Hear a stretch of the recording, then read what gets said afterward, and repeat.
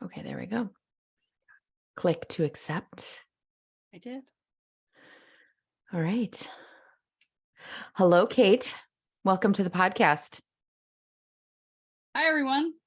My name is Kate Bergan. I'm a paramedic.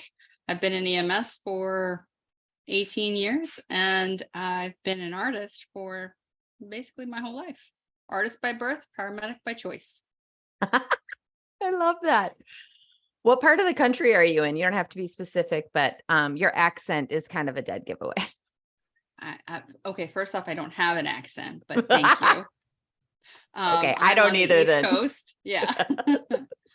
I'm on the Okay. East Coast. I'm in New Jersey. New Jersey. Fun. Okay.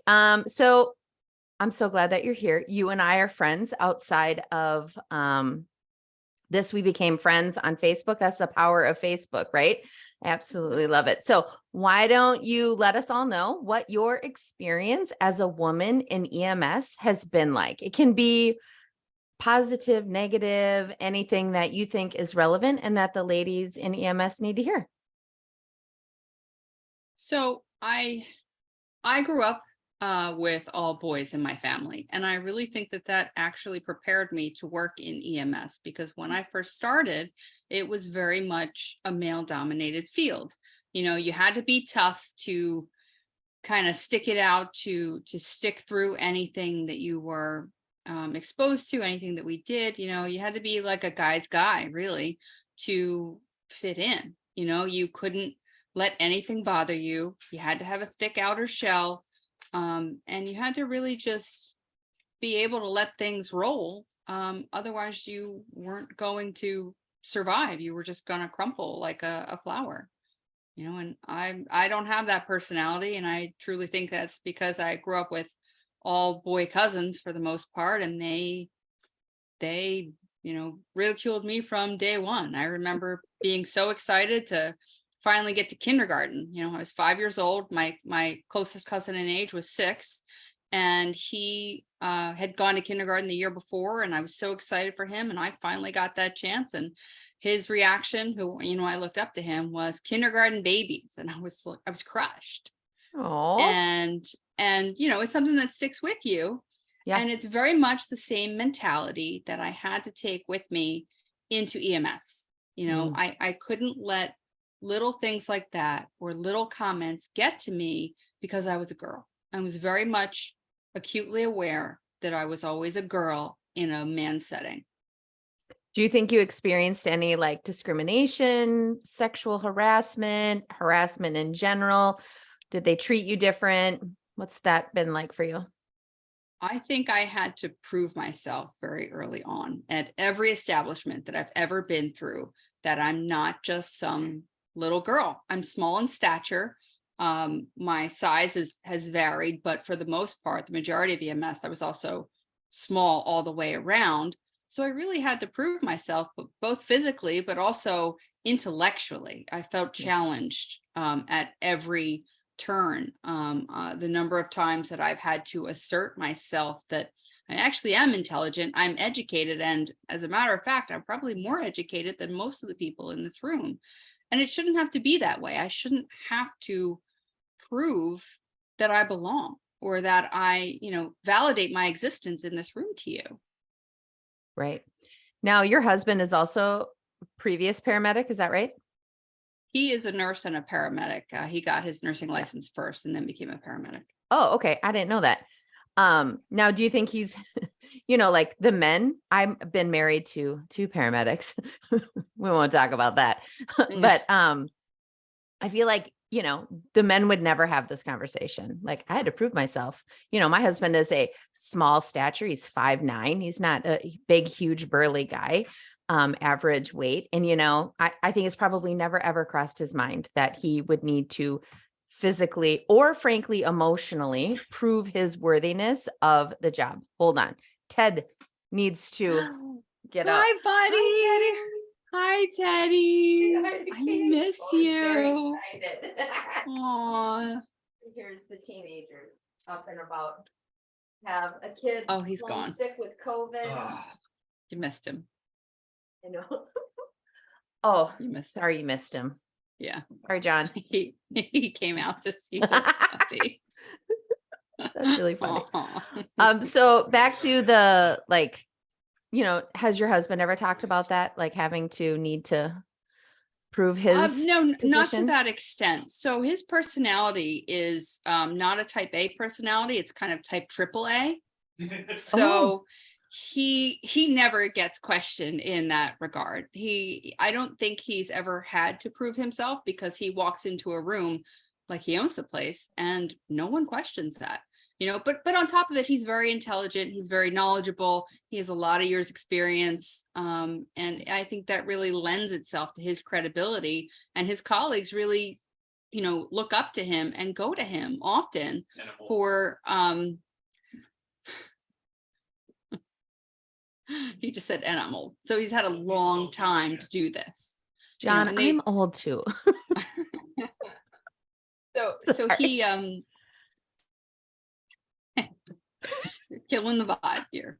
I know, I'm sorry.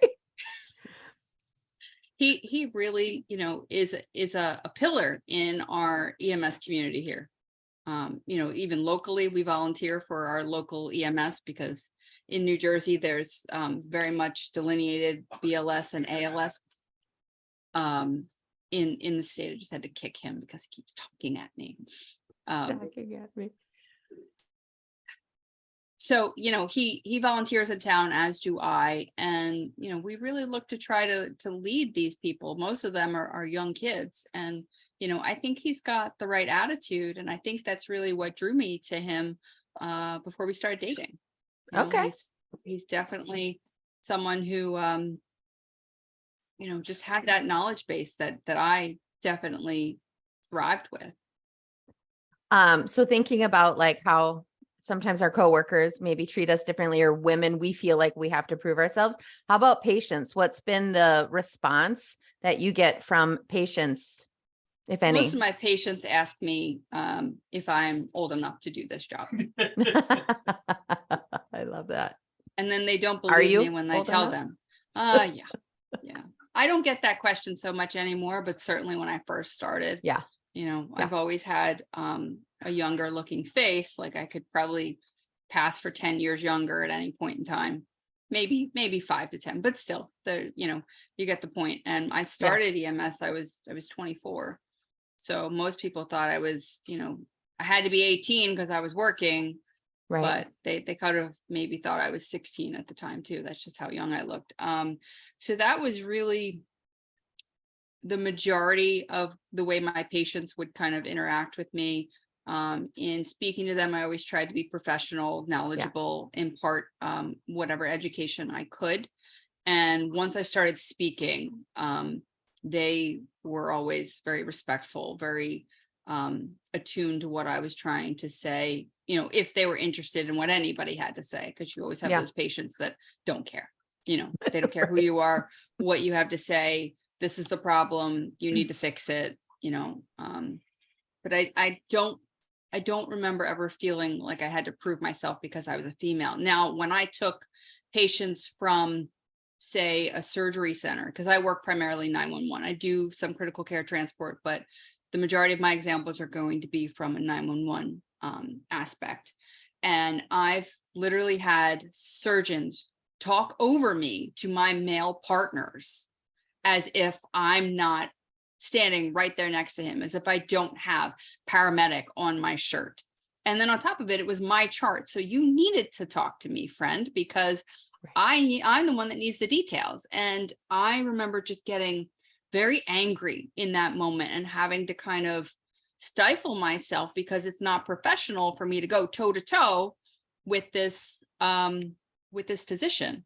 And on the flip side, I have made the same mistake, not with another female. I walked into cardiologist,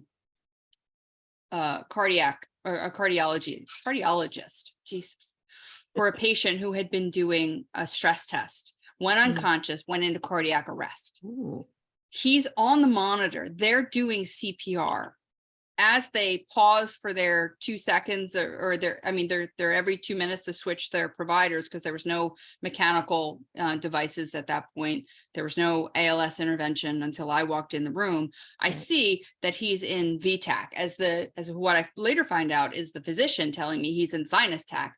And I'm like, no, he's in VTAC. We need to shock him. So pads are on. All I had to do was defibrillate him at that point because he didn't have a pulse. And then I watched the monitor go into torsades. So I have to treat him accordingly, like immediately thereafter. We start hanging mag, we do the appropriate protocols. But as we're still doing CPR, he turns around and says, I think you can stop. That looks like sinus tac. And I looked at him and I went, we will stop at the 2-minute mark as per the AHA guidelines. Thank you. And I later find out that's the physician. What's the doctor? He's like, I wrote the book on that. No, I mean, not really. So I think my point in that story is that I've had to harden myself in so many ways that I have to be ready for that pushback at any point in time to be like, I know what I'm talking about. I know what I'm doing. Yeah. If I didn't, I would certainly tell you because I'm aware of my own limitations. And it's kind of exaggerated my response as opposed to, potentially in an earlier Kate, pausing for a moment and considering what this other person was saying. Now, I had no idea he was the physician. He was in a tracksuit. There was no identification. Right. The one person that was yelling at the EMTs was somehow involved in EMS at some point in time and was like, why aren't you doing an airway? And they're like, we don't have that skill. We can't do this. Sure. What are you doing? Why are you still here? And we do pit crew CPR. So of course they're still there. We're going to get there and then ultimately make the final call as to what we're doing, whether we're pronouncing, whether we're continuing the CPR, whether we have ROSC. So funny that you say pit crew CPR. I've heard that expression like 4 times today. I was on TikTok and I was watching Jimmy Apple do a TikTok live. And, he loves talking about CPR and this idea of pit crew CPR. That is, we don't use that terminology over here. He's on the East Coast as well, but that's super interesting. And the other thing, as we've gotten to know each other and talk about our different EMS experiences, it's very different how your 911 systems work than here. Right. And so it's what do you call the tiered response? Yeah, it's a 2-tiered system here. 2-tiered system. We don't do that here in the upper Midwest. It's so interesting. It's so I fascinating. love that we do it. I love that we do it. Sounds cool. And there's talk of going to a single tier, and there's a whole lot of pushback from paramedics in the state. I mean, I know that the majority of the country does it this way, but having a 2-tiered system, you have 2 EMTs that should technically get to the scene first. It doesn't always happen, life. And then 2 paramedics that follow in a chase vehicle. Now, me specifically, the number of shit show calls that follow me, I want my paramedic partner with me, not hoping to maybe catch up with somebody on the intercept somewhere. What if they're already on some type of ALS assist call that they need? Then I'm SOL and so is my patient. Yeah. Like the number of times the calls go sideways. I people joke like, oh, you're here, this is going to go to hell in a handbasket quickly. And it's, they're not entirely wrong. It's just what happens when I work. And I've accepted that. So yeah, I, for one, like the 2-tiered system. I like that EMTs can get on scene and decide whether we're needed or not needed. And sometimes they don't know, and that's fine. I don't mind treating my patients, but it frees us up if we're not needed to then go take care of something that's potentially more critical. Sure. Yeah, that's so interesting. Okay, so now thinking about how you've talked about your experience with maybe male coworkers, other coworkers. How about dealing with other women?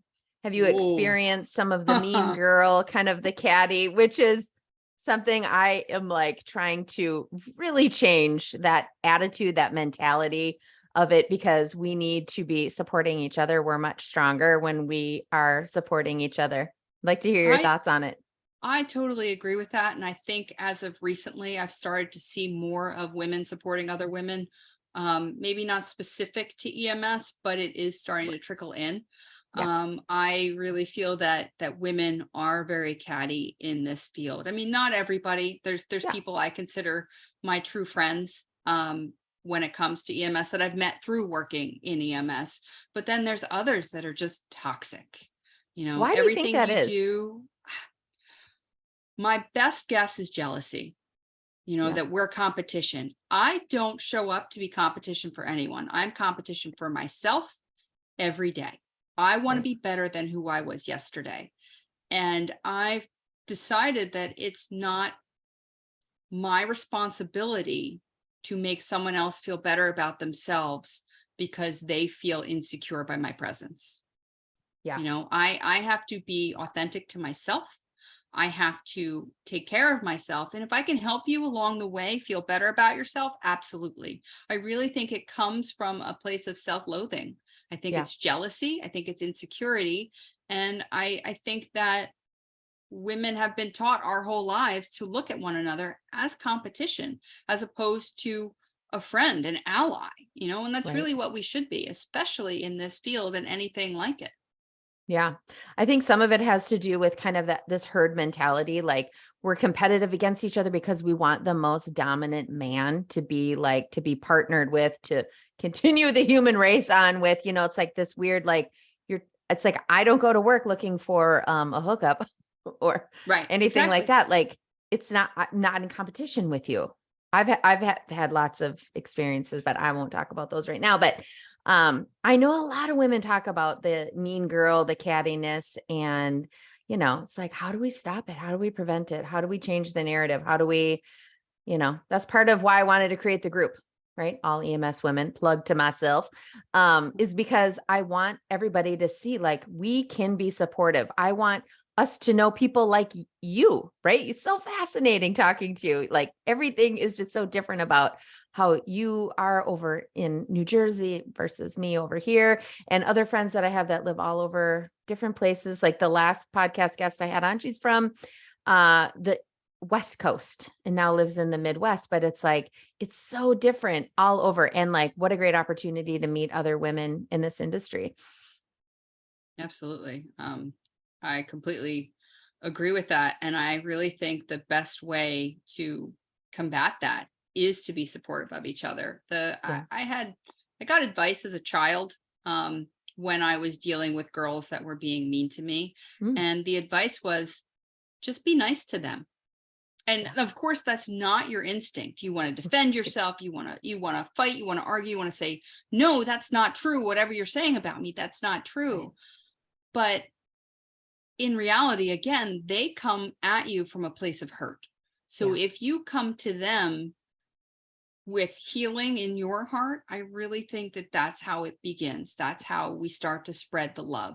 I literally just shared a meme the other day of something that said, your light passes on to others is basically the concept. So it's one person who's lit up all yellow, and they're in a crowd of people who are angry, and they're all transparent. And as you see gradually other people closest to them becoming warm and yellow, then other people next to them and further out. And it really does trickle. It's like a puddle effect. Yeah. And I think it's important. I think it's important to support each other. I think it's important to be specific in supporting women, not that it's against men, but I'm a female. I would want other women to support me. Yeah. I try to go out of my way to support other women. Yeah. And I love I think that. if it starts at home, in yourself, meaning that's really the best way to kind of combat any kind of negativity like that, any kind of competition, and realize we're not here to compete against anybody else. You should be here to compete against yourself. Exactly. I love that. All right. So the next little question that I have for you is, I talk about this concept of self-care. I like to call it exceptional care, because self-care, like it's all like, ooh, I get manis and pedis and massages. And I think that those things are nice, but I don't think that that's really where self-care comes from. I think there's way better ways that we can take care of ourselves, and it has to do with our mental, physical, and emotional person, our body. And so I like to ask everybody, what is something that you do to take exceptional care of yourself so that you can continue to be and you've been a career paramedic, right? I mean, this has been your primary career for your adult life. Yeah. Yeah. So how do you keep doing it? How are you taking care of yourself on the flip side? So initially, I would have said all of the things that you just mentioned. However, during COVID, I really had to dig deep to show up every day because I felt like we were at war where I couldn't do anything other than what I was forced to do. And it felt very helpless because of all the protocols that we weren't allowed to do because of all the potential danger to ourselves. Yeah. So I'm an artist and Mhm. I love all things art. If you can see the wall behind me, I did everything on there. But I really started to dig into how I could preserve myself during that time. Mhm. And I decided that I wanted to make a public safety announcement poster. And I took the Rosie the Riveter icon and I decided to take a picture of myself. Actually, I had the picture first of myself in the P100 respirator mask. Mhm. And I thought that would look like a cool painting. So I put that on top of the Rosie the Riveter blue and gold background. And I made this PSA: we can do your job if you do yours and stay home. Because at the time we were flattening the curve in 2 weeks. 3 years Yeah. later, we're still not flat, but hey. Right. But it really turned into this beautiful project. I've painted almost 50 women at this point, and it's all women from all walks of life. It's very diverse, not only in ethnicity, but also in job description. Like I have tons of EMS women, I have nurses, I have doctors, I have respiratory therapists, I have patient care techs, I have truck drivers, I have grocery store workers, I have veterinary staff, I Mm. have stay-at-home moms, I have one guy who actually brought his dogs to work every single day as therapy dogs for 156 days straight. You know, Wow. and it's just all of these stories are really remarkable, and I champion these women with the exception of my gentleman friend, but his story was so remarkable I had to really include it. But I really championed these women, like they matter, their jobs matter, and it turned into that light gradation that I was talking about earlier with the meme. Like I spread my light out to them, and their light in turn was spread to other people, and it just blossomed. And it's been very beautiful. It's something that I'm very passionate about, and I've really gotten to know these women along the way, and know their story, and their stories are worth telling. So I've decided to embark on something a little bit exciting for me, in that Mm. I'm going to be publishing a book in the very near future of these women and their stories, and really be something compelling. I want it to be something that people want to read. They want to, learn more. They're gonna see the painting, see the story behind it, see the person's story, and then flip the next page, and there's another painting with another story. And it really is something that not only changed me as a person, it saved me, because I don't know where I was going to go, to be honest. I was in a very dark place had I not done this. But it changed who I am as a person, and it changed other people's lives. And that's Did you amazing. know that? Were you aware that people use art as therapy, and that it's a great thing probably for people in our industry? Because, I think people think artists and paramedics, they're two different sides of the brain, right? Most people don't excel at both, but that working that other side of your brain, that it could really be helpful. Or did you just think it was just something that you really liked? Do you get what I'm saying? Yeah. Yeah. It was it was something I felt innately. It was something that I certainly really liked. I knew I felt a sense of calm when I was creating, and I create all types of things, but it was something I could concentrate on and not let anything else bother me throughout the day. My mind wasn't racing. I wasn't anxious. Sure. So I knew that it made me feel better, but until that moment, I hadn't put it into words. I hadn't really conceptualized what it was actually doing. And then after I'd started this project is when I really knew that art was and is therapy, not Yeah. only for me, but for plenty of other people. Yeah. Well, you've gotten some national recognition on the project that you started, right? Do you want to talk a little bit about that? That has been really surreal for me. Something that I was hoping to reach my community has not only reached across the country, it's actually gone international as well. That's And amazing. that's not something money can buy. It's Right. people were so moved by my story that they kept sharing it. They kept asking for interviews, in such a dark time that we were all experiencing. This was a little bit of light, and I was happy to provide that light, and continue to do so. Yeah. I still get requests for interviews, and I'm happy to do so each and every time, because I think that this story is important. I think these women are important.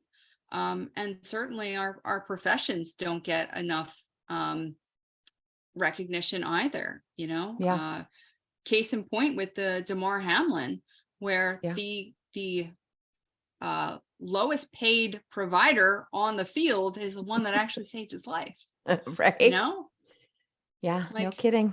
we matter too, and I want these women to feel like they matter, Right. and in doing that matters to me more than I could ever enumerate in any sort of way.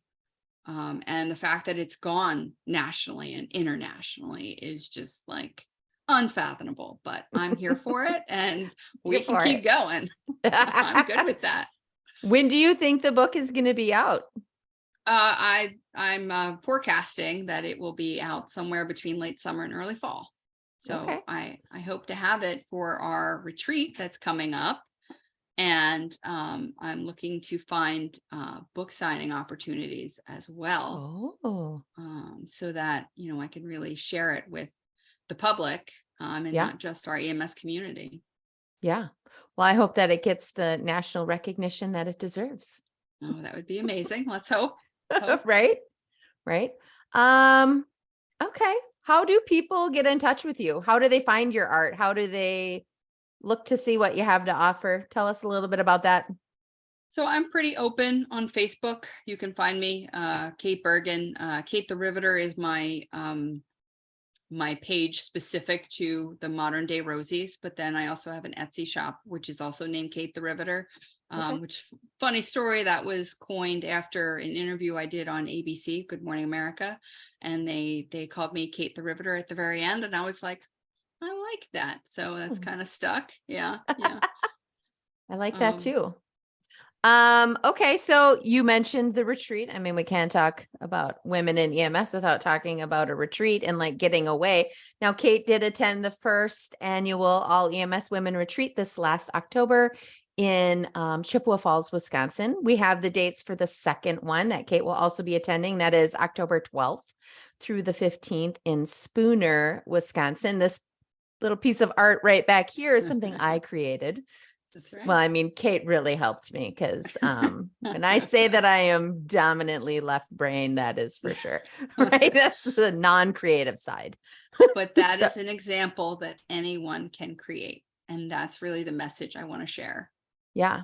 And it's a really good tool. I think people having hobbies is really important. Something to do that has nothing to do with EMS, right? Something that you can get into that flow state where your mind is just floating and free and you're not thinking about the patients or what we said or how people think of you or anything like that, that you have that opportunity to take time away. And that's why I wanted to create the retreat, because I know a lot of women in EMS, a lot of us are moms and wives, and we live these very activity filled lives and we Yes. don't take a lot of time for ourselves, and we need to get away, and we need to do things like painting and yoga and meditation and IV therapy and get massages. And I have all sorts of other amazing things planned for this year, but it would be great to have you there. I would love to have you be able to sign some books. How fun would that be?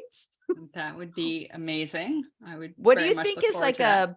a benefit that you experienced from coming to the retreat, only knowing me, but not in real life? Like, what would be a good takeaway or something to explain to other people, like why they need to clear this on their schedule and get out to Wisconsin in the fall?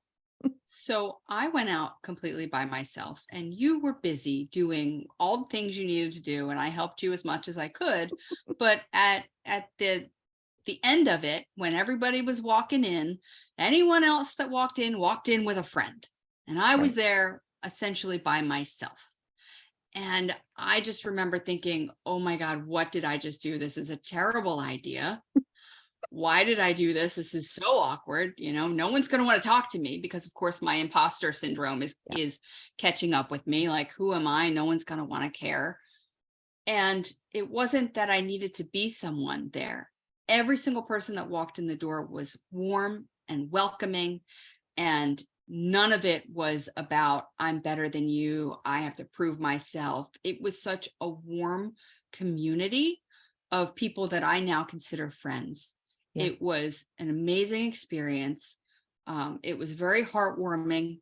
I made lots of great connections. I have people to visit all over the country, and I'm taking you up on it. You know who you are. Right.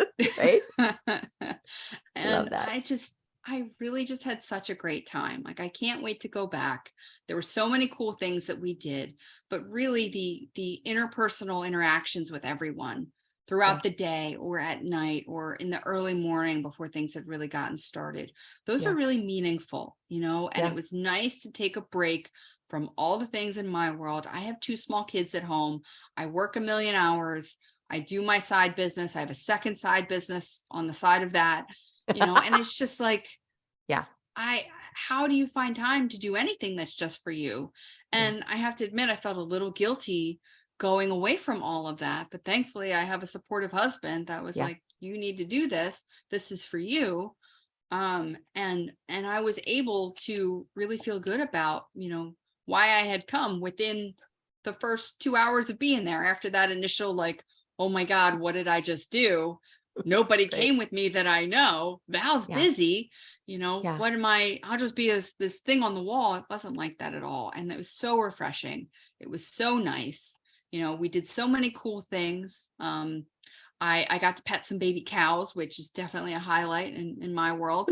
There was no moose, however. I'm a little disappointed on that. I thought we'd at least see them. I know I'm not allowed to pet them, but so funny. Kate is crazy about animals. It's just the best. Like, you can see the little, is that a cow back there behind you? Yeah. It is. Yes. It Yes, is, a baby cow. Probably from Wisconsin. That's where all the good cows come from. Is Wisconsin. I didn't get to try squeaky cheese either. I'm disappointed about that. Oh, I know. Well, for sure have that this time around.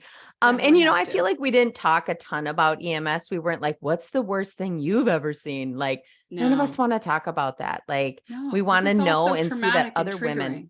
Yeah, it's triggering. And, it's not about, it's like we have a connection because of what we do, but that isn't who we are.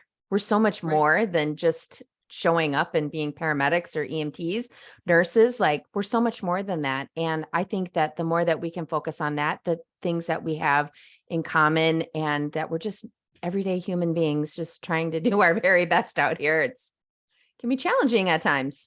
It took me a long time to figure it out. It probably honestly took me until COVID to figure out that I am more than just a paramedic, more than just a mom, more than just whatever I was doing at the time. Like, I am me. I'm Kate, for better, for worse, for good and bad. I love me, and I need to be there for me. And it really took something tragic to kind of pull myself up from my bootstraps and just, really take this on and take a deeper look at myself as to what I was struggling with and how to get away from that and how to become whole again. And Right. I had no idea that this was going to be the outcome.